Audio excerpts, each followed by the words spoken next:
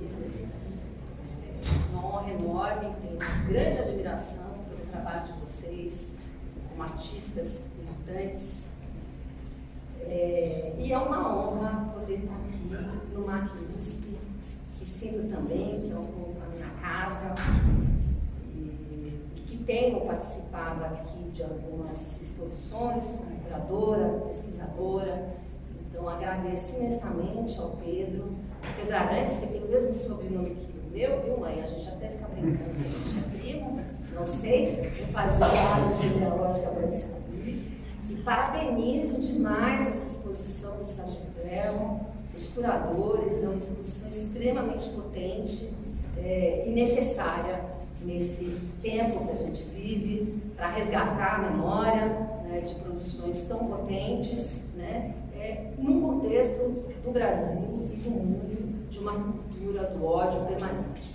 Então, primeiro, eu gostaria um pouco de me apresentar, para vocês saberem quem eu sou e talvez por que o Pedro tenha me convidado para esse convite. Eu vou fazer uma leitura, né, palatina do texto, para que eu também não me perca aqui nesse lugar. Então, eu gostaria de me apresentar, e talvez diferente do Sérgio Ferro e Sérgio Sister, que foram presos e trazem para essa mesa o testemunho de suas produções no ambiente carcerário, de que meu lugar aqui de fala é um pouco diferente, né? Como filha, ex-presa política e curadora.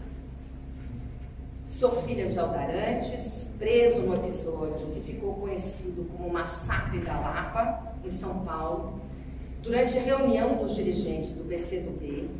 Ele ficou preso durante 3 anos, de 76 a 79, foi barbaramente torturado, passando pelo DOI-CODE, DOPS, Presídio Hipódromo e Presídio Barro Branco, local onde, participando do ateliê lá existente, produziu uma série de pirogravuras. E falo também como filha da doutora Maria Auxiliadora de Almeida Arantes, que tenho a honra, né, de tê-la como mãe e aqui presente, militante e personalidade atuante na área dos direitos humanos, com publicação de referência na área da tortura e também ex-presa política. Ficou presa durante 5 meses, comigo e meu irmão André, quando tínhamos 2 e 3 anos de idade, nos anos 60. Vivemos clandestinamente, meus pais, meu irmão e eu, de 64 a 76, quando meu pai foi solto no presídio Barro. Mas falo também como pesquisadora e curadora. Mais especialmente eu trago aqui, né, nessa mesa de hoje, a partir do recorte que foi estabelecido pelo Pedro, né, eu vou falar rapidamente de 2 exposições que eu tive a alegria, né, e a honra de participar como curadora. Tempos Fraturados, que é a exposição de longa duração do MAC USP. Para quem não viu, convido-os para que vocês vejam, ela está no 6º e no 7º andar, né? E é uma curadoria que eu dividi com 5 colegas, né? A Ana Magalhães, que era então a diretora do MAC USP, na época, a Marta Rogério, também diretora, Felipe Tchamovic, Rodrigo Queiroz, né? E Heloíse Costa. E da exposição Imagem e Testemunho, que leva aqui o nome dessa fala, que foi apresentada no Espaço Maria Antônia, exatamente em 2023, na mesma época, né, de Tempos Fraturados, que contou com várias obras desenvolvidas por presos políticos no espaço carcerário, na época da ditadura civil-militar, e que fazem parte hoje do arquivo documental do Memorial da Resistência, Pinacoteca, é o fundo Alípio Freire, Rita Cipaini, que foram então doados à Pinacoteca. E que contam, né, com obras do Sérgio Sister e do Sérgio Ferro.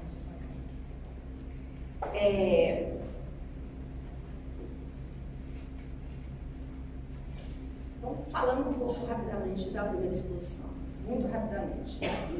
Tempos Fraturados parte do conceito dessa exposição, parte do livro, termo Tempos Fraturados, do marxista, historiador Herbert Rogersbaum. A gente utiliza esse conceito para fazer uma curadoria, né, um trabalho que durou 2 anos, a partir do acervo do museu, do MAC USP. É uma exposição que conta com em torno de 300 obras e ela é dividida em alguns eixos, agrupamentos, né? Não vou falar desses agrupamentos, mas mais especificamente de um agrupamento, né, que chama Violências. É um agrupamento que está no 6º andar. Esse é um eixo que ela vai incorporar obras de diferentes contextos históricos, né, que problematizam discussões relacionadas a violências, a questão da tortura, né, a questão da violência de gênero, né, e algumas obras, a maioria delas, parte exatamente de um contexto de produções na arte contemporânea que foram adquiridas pelo Walter Zanini quando ele foi diretor do MAC USP. O MAC USP, eu acho que é importante sinalizar e também aqui poder falar desse lugar é muito importante.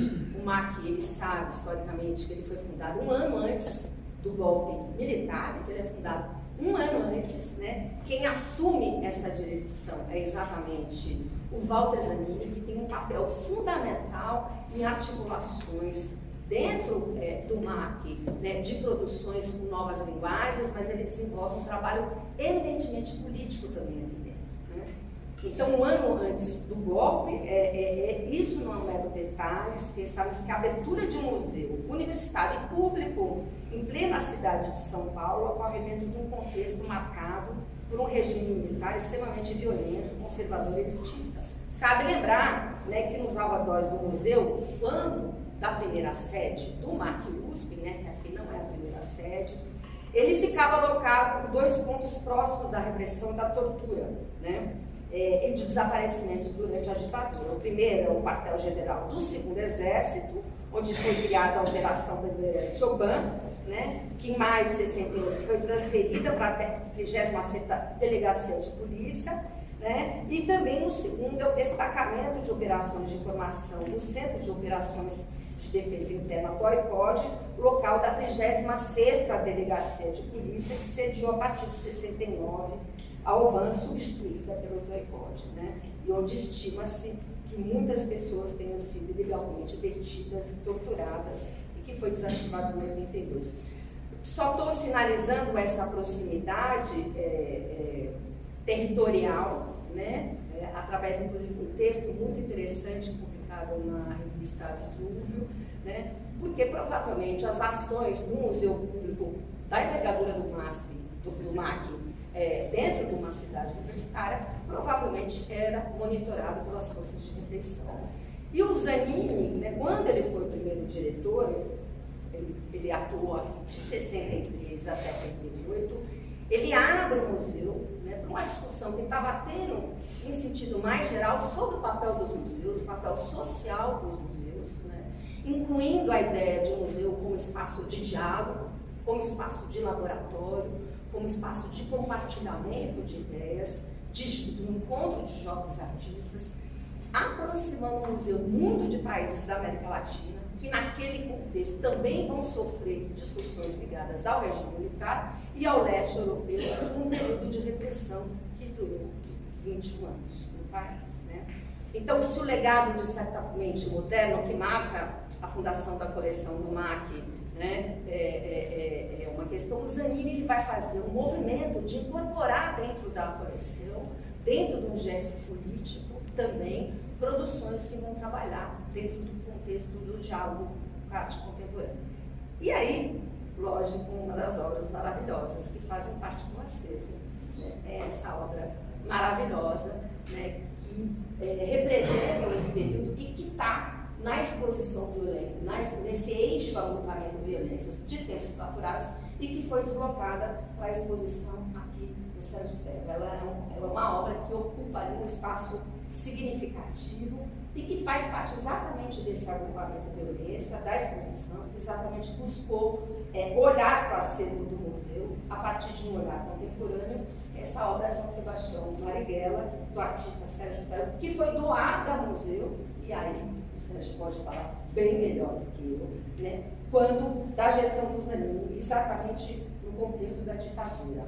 A obra né, como diz o próprio nome. Ela é uma homenagem ao líder da ALN, Ação Libertadora Nacional, Carlos Marighella. O Sérgio tem outras obras nesse sentido, Lamarck pode também falar melhor do que eu.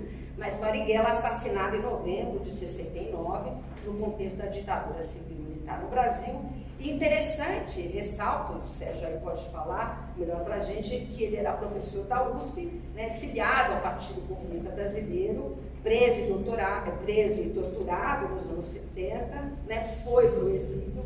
E essa obra foi doada, né, para um museu, né, antes dele ir para o exílio, né, e reforça aí, né, um pouco essa questão que eu estou trazendo, a importância do papel do museu público, né, dentro desse contexto. Né. A discussão sobre ditadura e tortura, violência, estão presentes em outros trabalhos desse eixo violência, que eu convido vocês para poderem ver. E faz parte de uma série de obras e agrupamentos, como, por exemplo, uma convenção do João Câmara, adquirida nos anos 70 e 72 pelo museu, né, e Fumaça do Prisioneiro, do Antônio Dias, que é um trabalho de 64. Existem outras obras ali, que não são necessariamente obras do contexto da ditadura, mas também tem trabalhos em vídeo, como o Rafael França. Tem um trabalho da Beth Moisés, que fala sobre a questão do feminicídio, né, e que amplia essa discussão. E vale lembrar, num texto que eu li, na verdade, do Sérgio Sister, nesse livro maravilhoso, Tiradentes, o Presídio da Ditadura, Memórias de Presos Políticos, que foi organizado pelo Alípio Freire, Isaías Almada e o Granville Ponce, eles são organizadores. Foi um livro que eu usei muito para pesquisa, entre outros textos, né? Mas ali, lendo o texto do Sérgio Sister, também do Sérgio Ferro, eu me deparei, depois até quero saber um pouco, que ele diz que ele e o Alípio participaram em 67 da primeira JAC que teve aqui no MAC USP. Então, queria que depois você falasse. A JACS, para quem sabe da história do MAC USP, Jovem Arte Contemporânea, era um espaço absolutamente disruptivo, criado pelo Walter Zanini, né, onde ele incorporava produções, inclusive termos curatoriais completamente diferentes, disruptivos dentro do contexto das produções curatoriais, né, e que incorporavam, muitas dessas produções ficaram no acervo do MAC USP. Depois quero que você conte dessa obra e desse seu trabalho seu e do Alípio. Então, nesse sentido, está aqui nessa mesa, né, que fala sobre ditadura e que retoma a introdução desse período, né, é muito importante. Né? E aí eu queria trazer uma outra experiência que eu tive quando eu estava participando aqui, junto com os demais curadores, de se pensar a exposição Tempos Fraturados. Eu me lembro que eu recebi um telefone do José Lira, né, que atualmente é o diretor do MAC USP, né, mas que na época ele era o diretor do Maria Antônia, me convidando, a pedido da Rita Cipari, né, que eu pudesse fazer a curadoria de uma exposição a partir, levando em consideração o arquivo, né, do Alípio Freire, né, e da Rita Cipari, que hoje fazem parte exatamente do acervo do Memorial da Resistência, o acervo documental do Memorial da Resistência. Né. Então, eu gostaria de trazer essa exposição, que reúne uma série de imagens, produções entre desenhos, colagens, xilogravura, pilogravura, realizadas por presos políticos no ambiente carcerário, né, do qual o Presídio Tiradentes é um deles, né, e que dizem respeito quase ao mapeamento da força policial, né, da resistência por um lado, mas também o mapeamento dessas produções. Essas imagens foram reunidas durante anos pelo Alípio, né, que poderia estar aqui, o saudoso Alípio, que morreu, né, militante, extremamente atuante, responsável, teve a luz, né, de reunir esse material, né, né? Então, esse fundo, né, organizado por ele e pela Rita, contam atualmente com mais de 300 trabalhos e passaram a integrar, né, exatamente o acervo documental do Memorial da Resistência, que faz parte da Pinacoteca, né? Cabe lembrar, né, então aqui algumas imagens ali da montagem da exposição de 2003, aqui ao fundo um trabalho maravilhoso do Sérgio Ferro, né? Eu vou mostrar algumas imagens rapidamente. Aqui gostaria só de mostrar, né, um pouco, a gente fez ali um mapa, né, de trabalhos onde essas produções estavam tiradas, mas antes disso, queria lembrar, a primeira exposição, acho que isso é importante sinalizar, dessa coleção, ela foi intitulada Pequenas Insurreições Memórias. Ela foi organizada pelas entidades promotoras do prêmio Vladimir Herzog de Anistia e Direitos Humanos, em 84, obviamente, capitaneada pelo Alípio, e apresentada na sede da Associação Brasileira de Imprensa em São Paulo. Ela foi marcada pelos 5 anos do movimento da anistia, né? E a mostra apresentou ali uma série de trabalhos realizados pelos presos políticos. Durante alguns anos do Alípio, né, ele foi fazendo algumas exposições. Eu me lembro da primeira vez que eu tive contato com essa coleção foi ali na Pinacoteca, ali no Memorial da Resistência, na parte do térreo do memorial. E na época, quando foi feita essa primeira exposição, né, a exposição na época integrou a campanha de tombamento do Portal de Pedra do antigo presídio Tiradentes, cuja resolução foi promulgada pelo CONDEFAR na data de 26 de 10 de 85, transformando-se em monumento. E na data, né, da comemoração do tombamento foi colocada no chão do arco uma placa de bronze onde se lia, em homenagem aos homens e mulheres que no Brasil, ao longo da história, lutaram contra a opressão, repressão e liberdade. Isso foi uma fala da Rita para mim. Durante os anos 80, 2000, a coleção ela foi exposta em muitos lugares, com inúmeras mostras curadas pelo Alípio Freire, e que também fizeram muitas obras presentes ali da coleção, fizeram parte de capas de livros, de catálogos, né, obras do Sérgio Sister, Sérgio Ferro. Né. E no contexto de 2023, que foi quando nós fizemos essa exposição, a convite então do Lira, né, como sugestão da Rita Cicaí, que eu agradeço demais, a gente acrescentou novos sentidos à exposição, e uma desses sentidos foi exatamente homenagear o Alípio Freire, que morreu em 2021, vítima, né, do descaso e da política negacionista do Bolsonaro. Ele morreu de Covid. Então, criadas em diferentes presídios do estado de São Paulo, então aqui a gente fez um mapa, né? Tiradentes, Carandiru, Hipódromo, Barro Branco, né? E algumas vezes dentro do próprio DOPS, muitas dessas insurreições, como o Alípio gosta de usar, o termo que ele usa, né, revelam essa ligação dos presos com as redes de apoio também, fora do espaço carcerário. Né? Deixa um pouquinho para frente, aqui só uma outra imagem, né, que é um móvel do Rodrigo Defreve, no presídio Tiradentes, que foi realizada por um grupo, né, de alunos, foi uma experiência absolutamente fascinante e potente. Né? O Sérgio Ferro deu um depoimento, pode nos falar, né, sobre exatamente a questão do Rodrigo Defreve, e foi montada ali em várias mãos, né, um móvel em homenagem ali ao Rodrigo Defreve. Eu vou mostrar aqui umas imagens, então, desenhos realizados para presentear amigos, familiares, companheiros, imagens criadas para, às vezes, angariar fundos, imagens dadas para advogados, são algumas expressões desse espaço um pouco de solidariedade, de insurreição, para usar um termo do próprio Alípio, né, que foram realizadas ali nesse contexto. Aqui, muitas vezes, né, e o próprio Sérgio Sister vai falar disso. Peraí, eu quero ir para trás. Aqui. Quando saíram das prisões, né,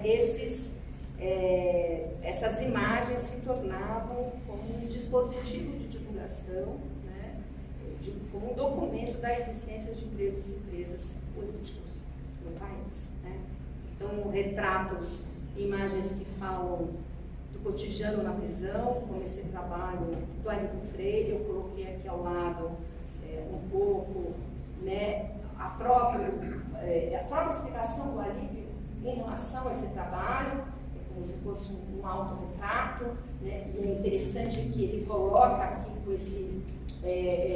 essa peça que tem aqui o nome, né, como se fosse um carimbo da localização, né, recolhido no presídio Tiradentes, P1, pavilhão 1, X3, né? Então, um autorretrato, né, com materiais os mais diversos, né, com esse alvo, né, com esse vermelho que escorre, né? E ele fala, o próprio depoimento do Alípio, né, que ele fala que tinha um espelhinho, que talvez era a peça que ele mais gostava, que era uma maneira dos presos políticos falarem usando o espelho com outro companheiro que estava na outra cela. Então, usava o espelho, muitas vezes através de sinais. Interessante que depois, viu, mãe, essa coisa do aprendizado da língua de sinais, A, B, C, D, eu aprendi com o papai na prisão, né?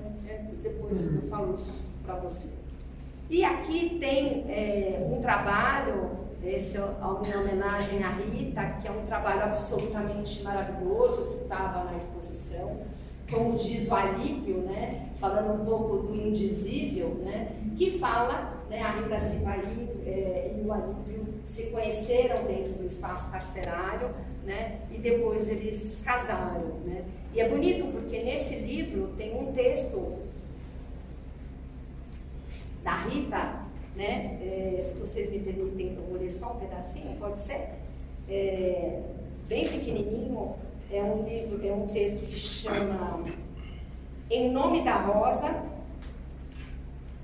onde ela fala do momento que ela conhece o Alípio. Eu não vou ler tudo, porque é grande, né? Mas só para falar um pouco dessa imagem que parte da fotografia, né? E ele vai transformando essa fotografia num desenho para falar do indizível, né? Extremamente poético, né? Mas aqui só na página 185 ela fala assim: presa, né?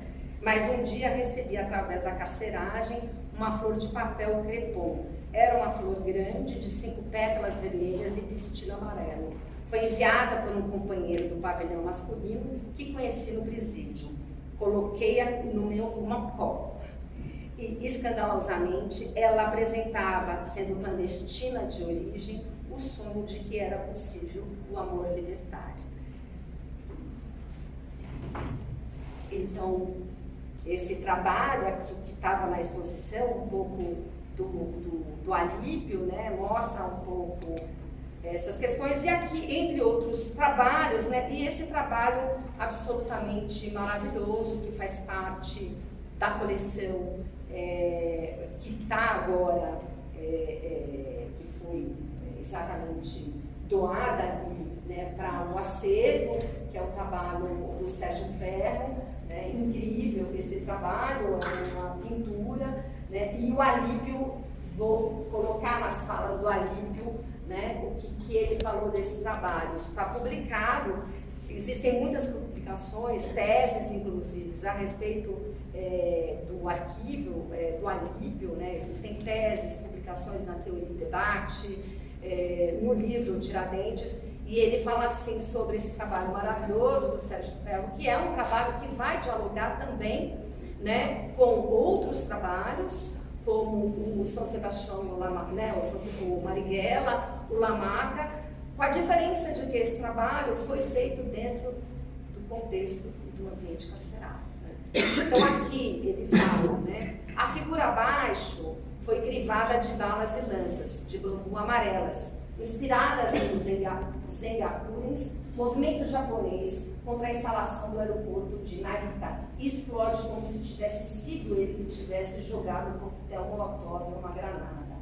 E há uma letra do alfabeto hebraico que no tarô está relacionada à carta da lua, dos arcanos maiores. Eu adoro esse quadro. O Ferro chegou na minha cela e disse: Alípio, tem um negócio aqui para você. Então, passando um pouco por outros trabalhos, alguns trabalhos do Carlos Pacaoca, né, que foram inclusive desenvolvidos dentro do próprio DOPS, né, alguns trabalhos como esse, né, que tem um contexto satírico dentro, né, uma brincadeira, um desenho, e levando em consideração qual era a questão, né, do ambiente carcerário, um pouco ligado aí talvez à questão da greve de fome, né, essa brincadeira que o Carlos Pacaoca faz, e trabalhos, né, que vão exatamente revelar uma potência, né, de testemunho em relação à violência, né, no ambiente carcerário, onde vários companheiros foram mortos, torturados. Nesse trabalho, é um trabalho em aquarela, né, e onde ele coloca aquilo que não dá para a gente ver, já está acabando, Pedro. Tem um texto pequeno aqui, né, que ele coloca: podem embatar seus covardes que vocês estão matando no brasileiro. Então você tem vários trabalhos, não vou passar por todos, alguns trabalhos que dizem respeito aí mais ao contexto de companheiros que estavam sendo presos, aqui o trabalho do Manuel Auxílio, aqui o trabalho absolutamente maravilhoso do Sete Sisters, né, até onde eu sei tem 2 obras suas na coleção, né, aí o Sérgio, vou deixar o Sérgio para falar, né, trabalhos do José Wilson, né, aqui é interessante também, né, que ele foi do Partido Comunista Revolucionário. É interessante ver, no caso da coleção do Alípio, que tem companheiros e companheiras de organizações políticas diversas, né? Então aqui um trabalho do José Wilson, né? E a questão da xilogravura, né, que tem, né, aqui mais voltado ao trabalho do Scavone, mas que eram muitas vezes, pelas pesquisas que eu fiz, assinadas de maneira coletiva,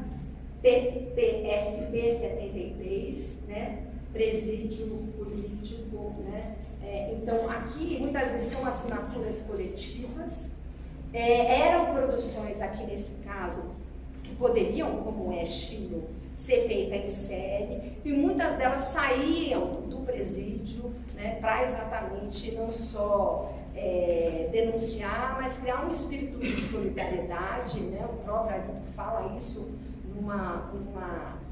num texto, né, e da denúncia, né, da situação dos presos no país.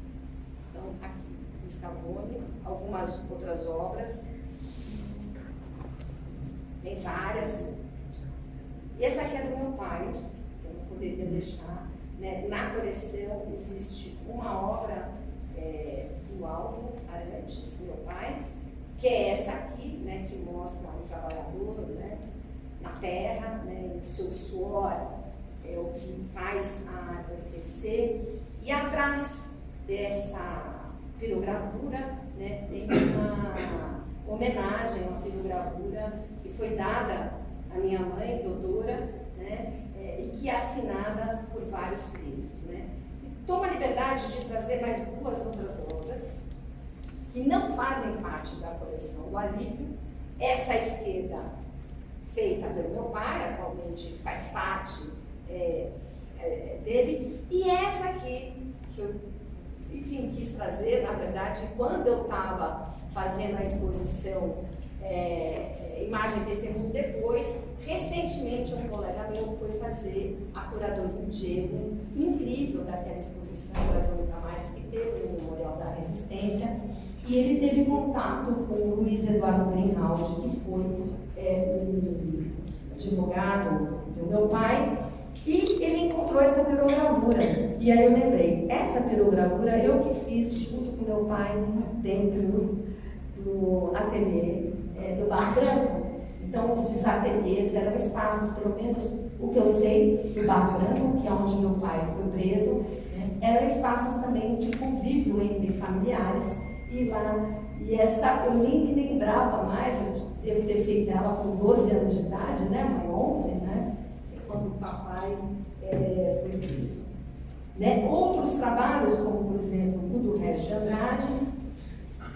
E eu queria finalizar, né, a minha fala com esse trabalho, que é um trabalho da Ângela Maria Rocha e da Rita Cipari, como uma espécie de homenagem às mulheres presas políticas, o papel das mulheres, a discussão da maternidade e homenagear aqui a Rita, a Ângela, né? Esse é um trabalho que foi feito a 4 mãos. A descrição, né, desse trabalho, do contexto desse trabalho, é dado um depoimento da Rita neste livro, e ela descreve, né, fomos compondo o desenho, uma de cada vez. Ela começou em seguida, me passou a caneta esferográfica e assim sucessivamente, até concluirmos um desenho no qual, entre os traços e figuras, destacavam-se frases como "Verde que te quero verde" ou "Este é o sol de Camila". Sol de Camila era a filha da Rita, né? E tinha então eu queria acabar, Sérgio Félix, se vocês me dão essa licença, de homenagear as mulheres que foram presas, especialmente a minha mãe, que foi presa comigo e com meu irmão, né, no qual ficamos 5 meses. Então, obrigada. E para finalizar, só essa frase, que eu acho linda, que é uma frase do Alípio. Vou passar que o meu tempo já acabou, mas que ele fala: criar é um ato profundamente subversivo, como a vida que resiste, dentro da visão. Ela não lamenta, não há nostalgia, ela busca a memória, a história, reconstituir o gesto dos que não aceitaram a opressão. Obrigada, gente.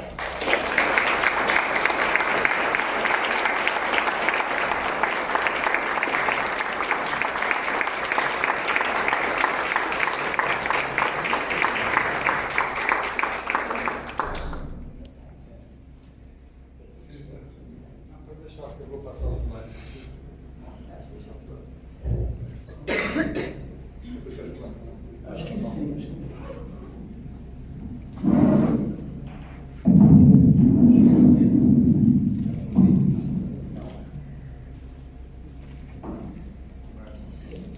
Boa tarde a todos.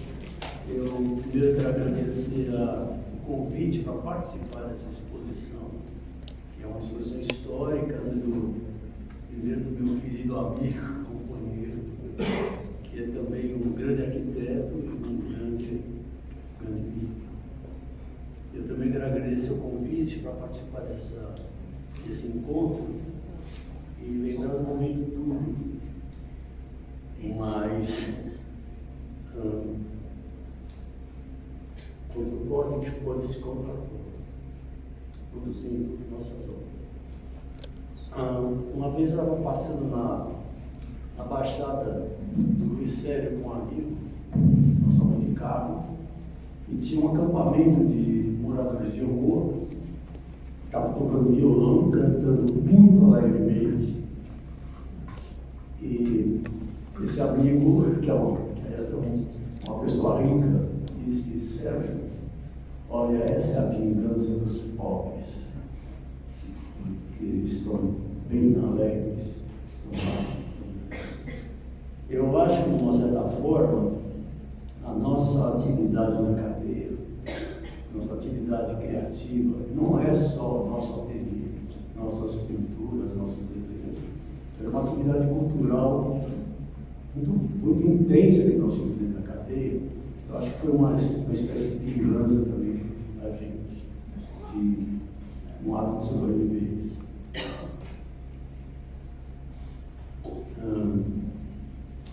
E a gente pode ver que, por 55, quando eu estou falando dessa nossa experiência, quando eu falo da nossa experiência de ateliê, de Tiradentes, eu acho que foi nos anos 70 e 71. Essas outras experiências também, porque, assim, na verdade, esse ateliê se expandiu. Os presos que foram para os presídios, depois foram transferidos, né, Uau, Scavone, todo mundo que expandiram essa teoria, mas não é o que a gente fala aqui, é uma teoria especificamente da experiência da Tiradentes dos anos 70 e 71. Agora é pena, muita pena, desculpa a emoção, mas não estão mais entre nós. O Alípio, Carlos Tacaoca, José Wilson, Rodrigo Lefebvre, Julinho Barolo, Sérgio Souza Lima, pessoas fundamentais nesse período. E muita coisa presente.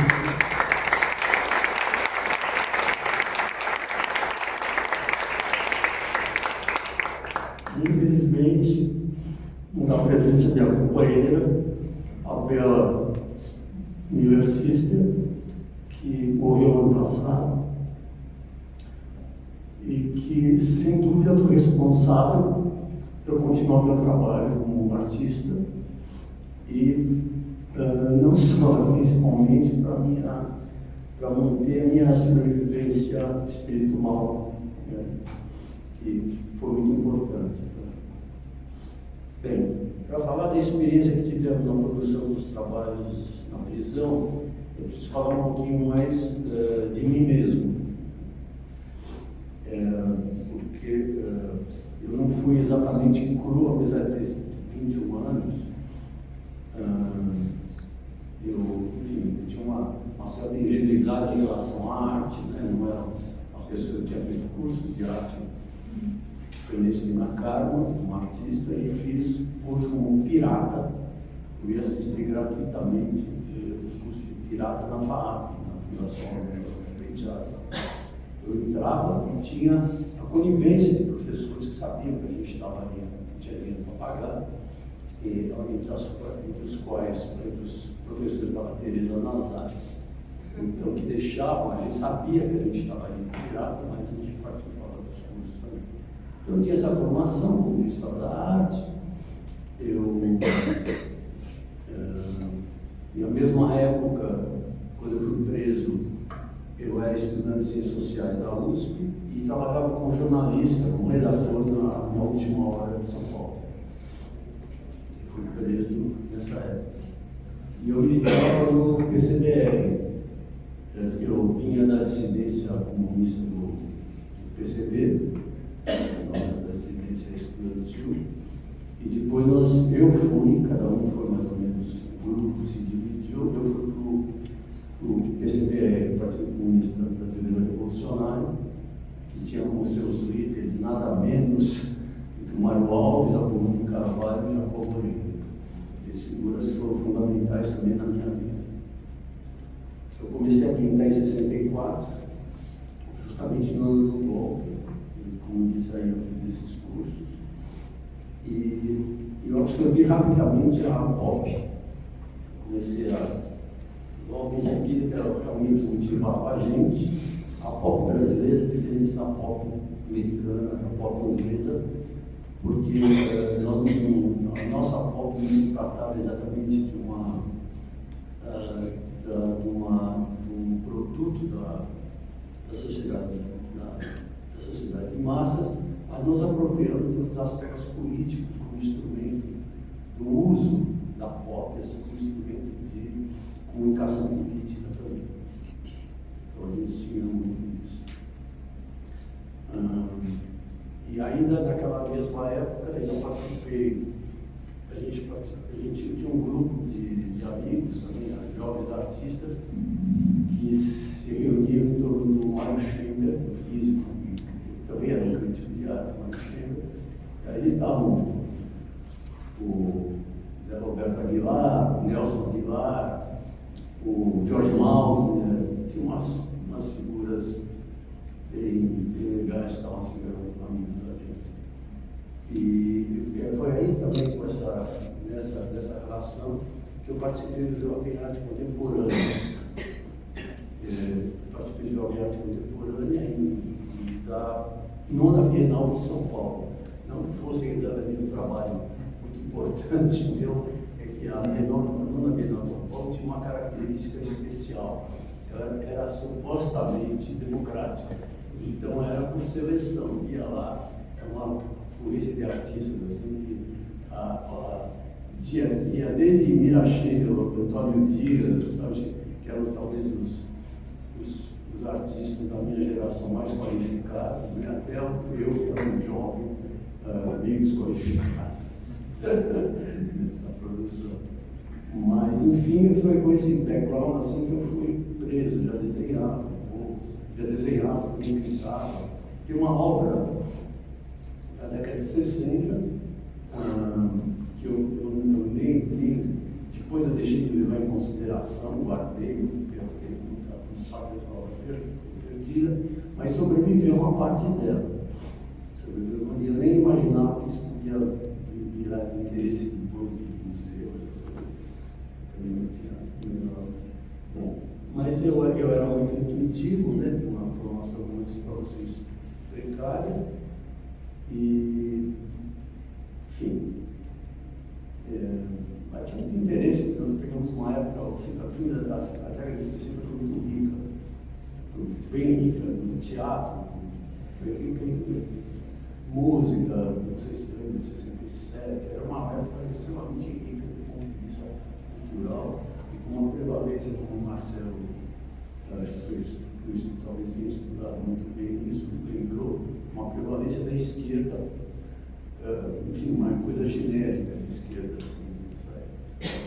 Bem, e foi isso, eu fui preso em janeiro de 70, e fui encaminhado para o DOPS, onde a gente recebe aquele tratamento simpático, né? Então, e depois eu fui preso de Tiradentes. E aí eu já escrevi sobre isso, como eu me sentia completamente esvaziado de tudo.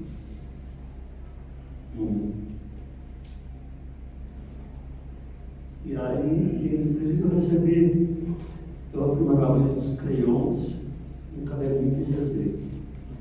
E aí as coisas começaram. E eu já estava muitas coisas. Despretensiosamente, eu desenhava com esse crayon, registrava as coisas da cela, as coisas da cela, as coisas da relação, da brincadeira, do horário, enfim, as coisas, como eu disse, é uma espécie de vingança, né? Começou a produzir. E aí, durante um bom tempo, eu não lembro exatamente quando você chegaram,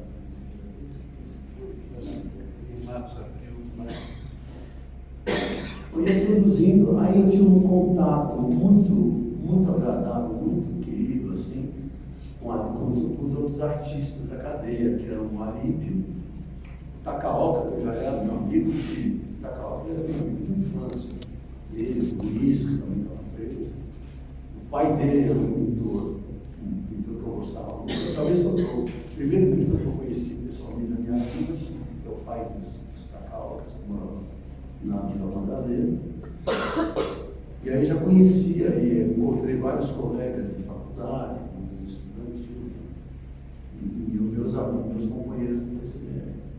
Mas aí eu tive um contato muito forte com o Alípio. Alípio foi uma das pessoas mais próximas que eu tive na cadeia. O Zé Wilson, que eu não conhecia, que é um desenhista muito bom, que morreu também, infelizmente. Eu acho que basicamente éramos nós. E, enfim, conversávamos sobre arte, que a gente sabia, um pouco e tal. Agora, um grande momento, aí que a gente fala assim, surgiu, digamos, essa espécie de ateliê informal na cadeia, foi quando chegaram os arquitetos. Os arquitetos é a figura do Sérgio, do Lefebvre, do Sérgio Spadalino, do Adorec, do Henrique Reck. E a primeira aproximação, na verdade, foi com o Julinho Baroni. O Baroni era uma pessoa muito querida, arquiteto, e até continuamos amigos depois da cadeia. Assim, começou a olhar meus trabalhos, começou a meditar. Coisa, tal, você está preso, o que é isso? O que você está fazendo com essa explosão de cores aqui na cadeia? Ele achou, que na verdade ele foi a primeira pessoa que chamou a atenção e começou a me animar para isso. Mas a grande mudança se deu quando o Sérgio Ferro, ainda estávamos na mesma cela depois, começou a espalhar, trazer um monte de materiais assim incríveis, que eram miçangas, fitas, papéis. Papel, eu nunca tinha visto papel duplex, aquela infinidade de materiais assim que foram surgindo, e a gente foi mexendo naquilo, era para compor, fazer trabalho. E aí o Sérgio já estava com aquele, já tinha um pensamento sobre aquilo, daí eu imitava o Sérgio, fazia as coisas. E a partir daí abriu o mundo para nós todos, abriu o mundo. E vocês imaginam como era aquilo espalhado na cela, né? Às vezes, né? Esse material, o Sérgio botando e aí não era só eu, era todo mundo. E além disso, na cadeia, é preciso dizer que a gente fala do trabalho de pintura, do trabalho de desenho, mas também tinha um trabalho artesanal. Então tudo isso se combinava também, era uma coisa muito ampla, assim, e a gente tinha uma relação também com todos, assim, de uma produção na cadeia, de fazer coisas na cadeia. E tinha atividade cultural, por exemplo, a gente tinha os cursos de história da cadeia, eram espetaculares. A gente saía, a gente tinha como todo lugar, né, os carcereiros bons que ajudavam a gente, abriam as celas, que a tranca de Tiradentes era muito grande. A gente ficava preso uma semana inteira, com praticamente nada dentro da cela. Abriu no dia de visita. Agora, esses carcereiros, alguns carcereiros eram solidários, abriam e a gente trocava de cela, a gente ia assistir o curso do Jacó, ia assistir o curso do Regis, que era colega sociólogo, mas ele também entendia bastante de economia. Então, assim as coisas iam. Tinha o Baldizar, que infelizmente também nos deixou, o Baldizar do Caio, que tinha morado na União Soviética e ele era um grande conhecedor de literatura russa. Tinha sido aluno do Boris Schneider, então a gente tinha uma atividade muito forte, lia bastante. E temos isso que se a gente dizia que era uma atividade. E a partir daí a produção só cresceu. Nós tínhamos uma certa liberdade para fazer isso. Acho que ele ficava também acalmava os presos, né? Não tinha tanto problema.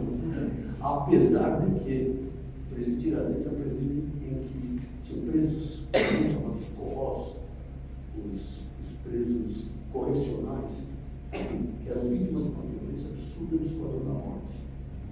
Então nós tivemos essa experiência, buscavam presos corrosos, marginais, bandidos, para matar. E às vezes torturavam lá mesmo no presídio, tinha um poço de água que fazia tortura. E nós nos manifestamos. Nós ali não aumentamos a participação. Então tinha também essa solidariedade muito grande dos presos políticos com esses presos comuns, né, que a gente dizia. Então foi nesse ambiente que se desenvolveu esse trabalho. E a gente tinha uma certa liberdade. Raramente tivemos um caso assim, de intervenção contra o nosso trabalho. E foi quando teve uma greve de fome, um frei dominicano, o bispo Calegari, o Frei Calegari, ele era italiano, ele fez uma greve de fome, ele queria ser solto, ele mobilizava toda a estrutura da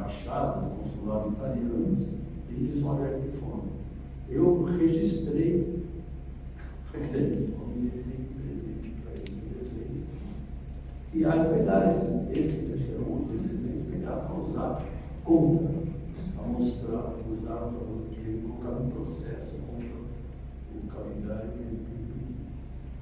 Eu acho que foi talvez uma brincadeira. Quando eu saía, eu escondi os desenhos assim que tinha mais limitado, assim, escondia. E quando eu saí da cadeia,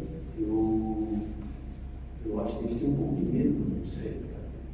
Sabe que esses terroristas vão fazer para a gente se encontrar. Como me encontrei com o juiz auditor, uma vez eu estava comprando livros de ópera para trabalhar na editorial. Eu tinha 30 anos, quando eu saí da cadeia, eu tive um livramento profissional.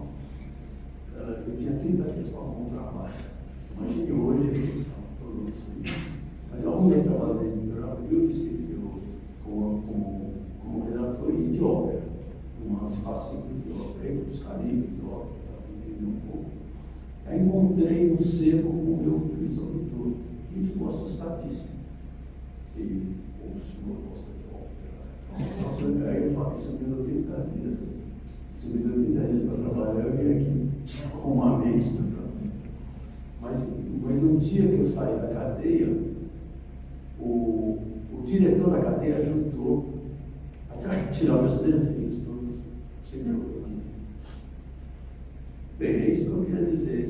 Essa foi a experiência da pandemia. Eu devo muito, eu não falei isso, mas eu devo muito ao Sérgio. Porque muitas coisas assim, eram muito, teoricamente, muito despreparadas. Tinha 21, 22 anos quando eu saí. O meu trabalho era todo intuitivo, ainda é, mas eu fiquei mais esperto, estudei e tal, mas tem coisas que eu ouvi pela primeira vez na boca do Sérgio Ferreira. O Sérgio está aquele povo, eu nunca tive que falar. Gestalt. Ele tinha um livro, Gestalt, lá, eu levava, e dizia que era muito importante. O Sérgio Ferreira educava um pouco a gente também, um pouquinho mais. Aí educava a gente também para sentido de se preparar, a gente se preparar teoricamente, né? Ter mais consciência do trabalho. Isso faz parte da coisa do Sérgio, dessa construção dele, que é uma construção consciente, uma construção intelectual consciente do trabalho. Isso é uma coisa que faz parte, né, integrante do trabalho. O Sérgio tem um livro que ele mostra as conexões, as conexões dentro do quadro, onde estavam as relações dentro da. Eu nunca tinha visto isso, né? As conexões internas de um quadro renascentista, onde está as diagonais. Foi a primeira vez que eu me falo de diagonal. A diagonal era uma tensão. A primeira vez que eu vi na minha vida, eu saí do Sérgio, que era quase uma diagonal. Eu nunca tinha pensado nisso. Então, bom, é mais ou menos isso que eu tinha que dizer desse nossa experiência na terapia.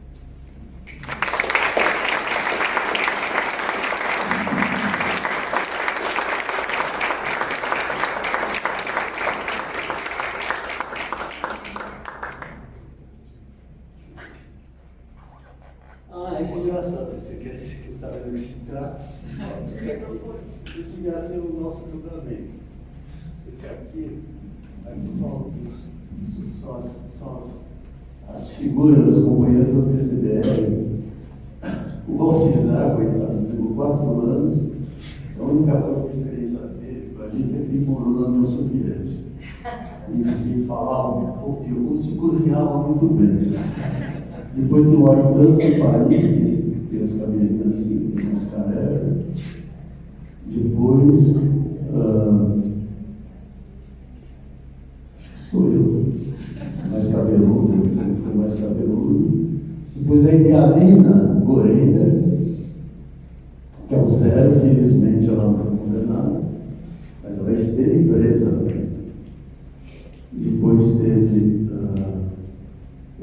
Terezinha, que é o Adilson Citelli, e o Jacó Moreira, claro. Pegou 2 anos também. E aí, essas brincadeiras aqui, que tudo isso era um circo, né, dos militares. E tinha aquela cruz, sempre a cruz que tem no ambiente público brasileiro, né, que a gente é obrigado a ser cristão. E aqui, esse azul é o símbolo que a gente fazia da tortura também do Bolharara. Esses azulzinhos assim é mais ou menos o efeito do choque elétrico sobre a gente. E aqui os caras decidindo nossa sorte aqui embaixo, os miliquinhos. Era assim, mais ou menos. A gente se divertia com isso.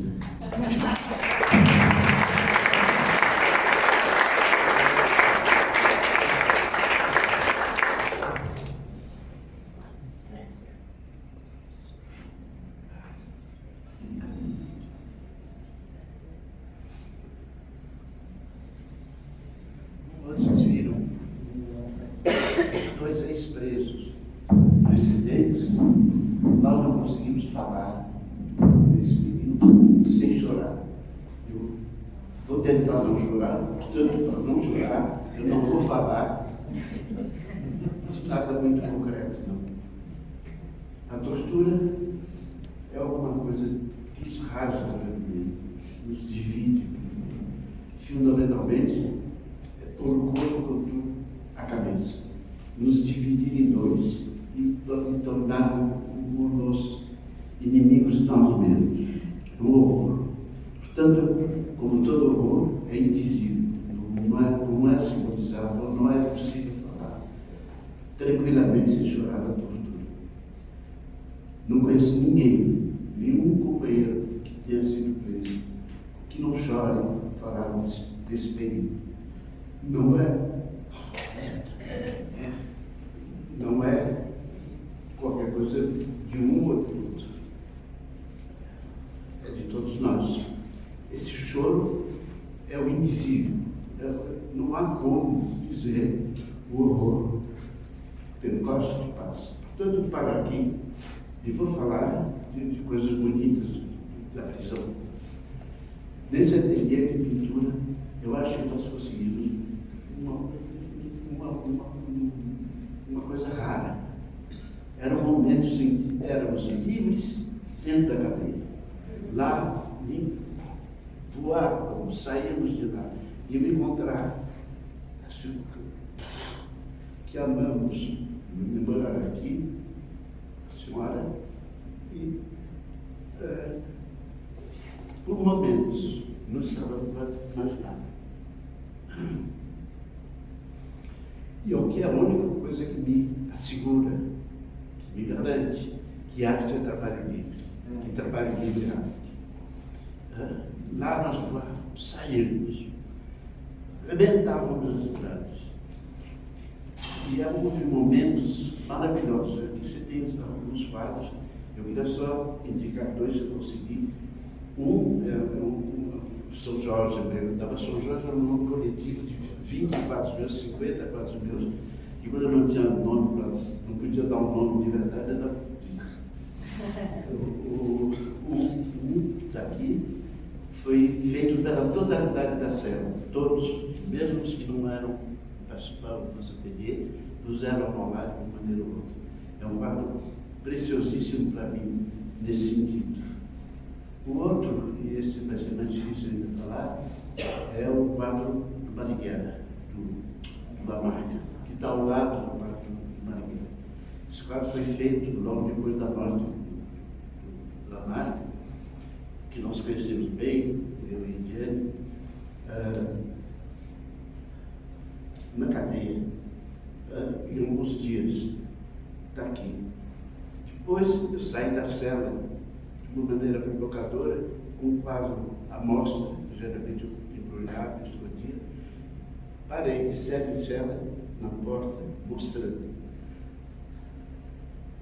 Foi, eu acho, um momento, nossas celas ficaram em silêncio, e os nossos carcereiros não entenderam o que estava acontecendo. Ficou até aqui. Bom, eu não vou continuar falando, porque vocês já viram, não adianta querer não chorar, que eu choro. Sou um chorão nato, vocês dois. Esse choro talvez seja a nossa melhor mensagem, nossa melhor testemunho. Não conseguimos falar desse período. Ponto. Obrigado.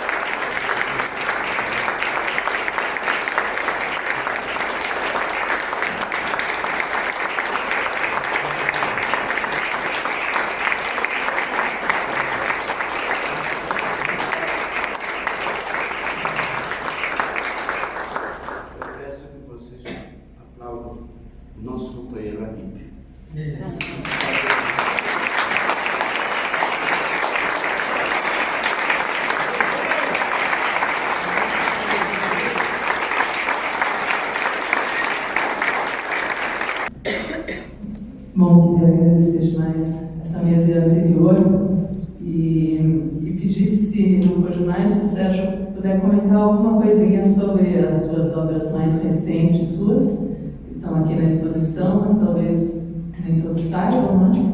Que me parece que se conectam de alguma maneira com essa experiência. Não sei como, não sei.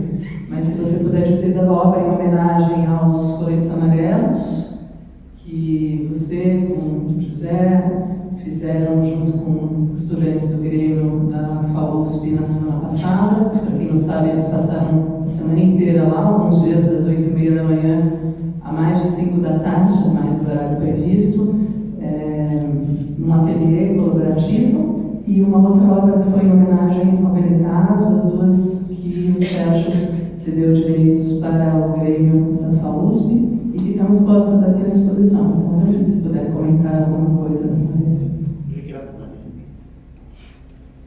Eu queria dizer para o pessoal do MST que quem fez o 24 comemorando os 44 anos do MST foi o Claudinho. Quer dizer, que pôs no chassi, pôs o quadro e levou lá para você. Foi um chororô danado. Foi um chororô danado. O senhor já tem que chutar o chão.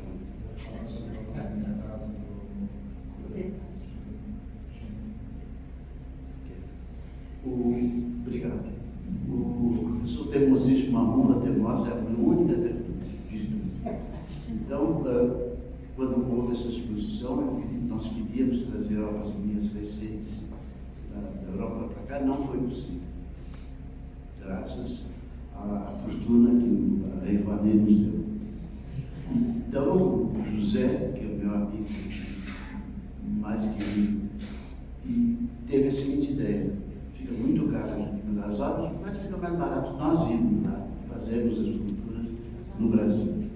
Foi o que fizemos, e aí a Teimosia obriga, refizemos um ateliê, como aqui nosso, que você conheceu, cuja função foi fundamentalmente fazer com que todo mundo participasse.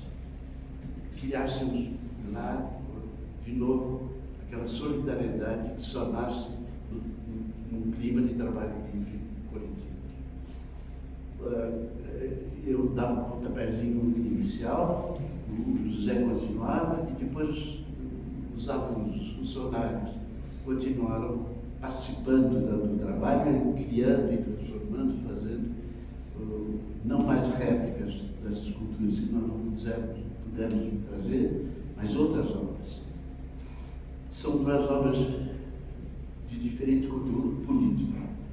O movimento dos Gilets jaunes na Europa, dos coletes amarelos, é um dos movimentos sociais mais bonitos que eu já vi até hoje.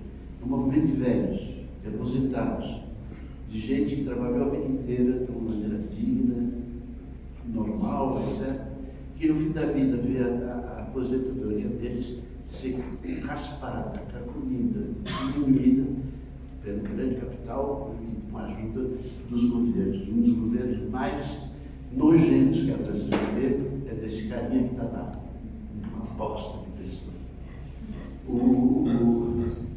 A outra peça, muito mais difícil para mim para fazer, foi para memória do Benedetto. O Benedetto foi meu aluno na Faculdade de Arquitetura, um rapaz muito inteligente, muito íntegro, militante, lutador, e foi massacrado de uma maneira horrorosa pela ditadura. Vou contar, tentando ficar sério. O Benatagio era um militante de uma organização política da resistência e saiu do país, mas lá fora fez uma formação, etc., e voltou para o Brasil. Nessa altura da ditadura, já havia a ordem dos grandes presidentes que se sucederam no poder para que matassem, assim que encontrasse uma dessas pessoas que retornasse ao Brasil para lutar de novo. Foi o que aconteceu com o Benedetto, ele foi logo preso e nem levaram para o banco, que seria muito pouco para ele, segundo a polícia. Levaram para uma chácara aqui do lado de São Paulo, que era o pior dos lugares de tortura, porque quem ia para lá saía morto. Torturado barbaramente, e depois de achar que não tinha mais nada para fazer contra o Benedetto, passaram em cima da cabeça dele com um automóvel. Esmagaram aquela cabeça maravilhosa.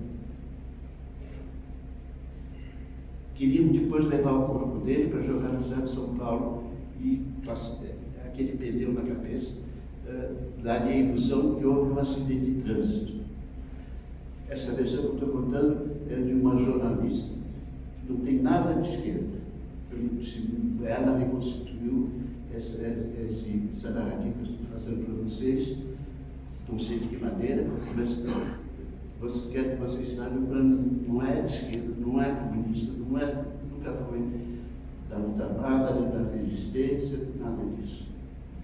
No caminho, que quando trouxeram o Benedetto, começaram a fazer o Benedetto para São Paulo, ele gemeu. Mesmo com a cabeça arrebentada, ele não estava ainda morto. Levaram de volta o Benedetto para a chácara, acabaram com ele, depois jogaram o corpo no meio de São Paulo.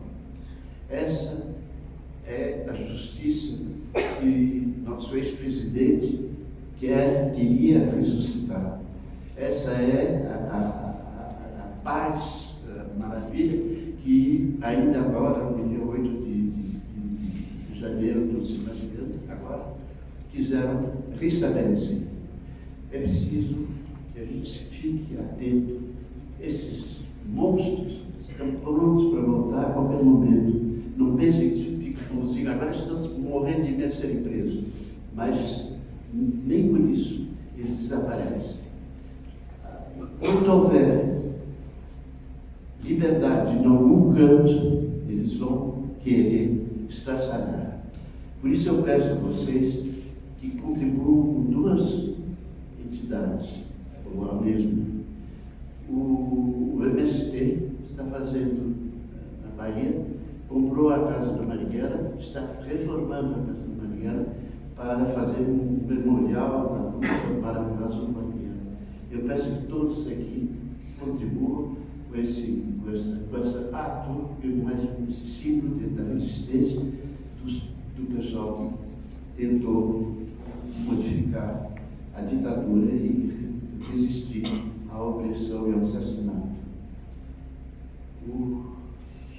Obrigado.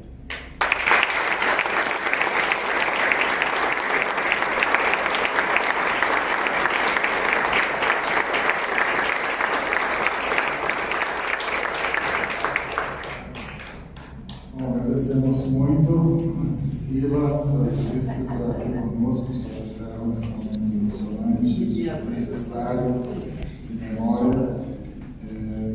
Convidamos a todos a verem a exposição e amanhã, nosso último dia com o Sérgio Ferro aqui no MAC, uma programação voltada à habitação popular, com o movimento de moradia, está presente também lá no Luque e o Grupo Usina, e depois um debate sobre os canteiros experimentais nas escolas de arquitetura. Então,